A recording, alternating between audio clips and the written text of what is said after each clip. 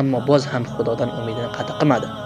Hazrati Yusuf alayhissalatu vassalom zindonda edi, otasiga bor moydaliqdan uni jo'vatib qo'yib edi, ammo xeyli yil o'rtada o'tib ketdi. 30 necha yil o'tib ketdi, ammo umid qat'a emas edi, jirakda bir umid bor edi. Chunki Hazrati Yusuf alayhissalatu vassalom maydaligida bir tush ko'rgan edi. Ki inni ra'aytu 11 kawkaba wash-shamsa wal-qamara ra'aytuhum li sajidin. 11 yulduzda u oyu degan oftob mahtobni ko'rdimki menga sajda qilishdi. Hazrati Yaqub alayhissalatu vassalom ana shu gabidan umid qilib yuribdi Xudodanki bir kun men o'rimni topaman dedi. Bas hech vaqt inson Xudodan umidini qat'a qilmasa, vaqtiki inson Xudodan umidini qat'a qildi, bundan bilingizlarki inson hech vaqt kamoliyatga yetmaydi.